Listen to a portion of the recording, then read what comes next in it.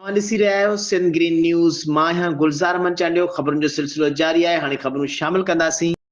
हिंगोर जा ख़बर शामिल कंदासीं त जीओ सेकेंडरी खैरपुर अब्दुल समी बमरो ऐं टीओ प्राइमरी सोपोदेरो बख्तियार अहमद चन्ना सां गॾु गवर्नमेंट बॉयज़ एलिमेंट्री स्कूल बंगल खान चांग में पहुची मिड टर्म जे इम्तिहाननि में पोज़ीशन माणींदड़ शागिर्दनि ऐं शागिर्दियुनि खे इनामात ॾियण वारी तक़रीब में शिरकत कई आहे ऐं होशियार ज़हीन ॿारनि में इनामात तक़सीम कया। तक़रीब खे ख़िताब कंदे टीओ तालीम खैरपुर अब्दुल समी बमरो चयो आहे त खैरपुर ज़िले में तालीम जे सुधार लाइ इनकलाबी क़दम खणी रहिया आहियूं। मेहनती उस्ताद तोड़े शागिर्दनि जी हौसला अफ़ज़ाई करण खे पंहिंजो अवलीन फ़र्ज़ सम्झूं था ऐं जेकी उस्ताद ड्यूटी गफ़लत कंदा उन्हनि ख़िलाफ़ कानूनी कार्रवाई कई वेंदी। हुन चयो त बंगल खान चांग स्कूल जे उस्तादनि जे महिनत ॾिसी दिलि ॾाढी ख़ुशि थी आहे।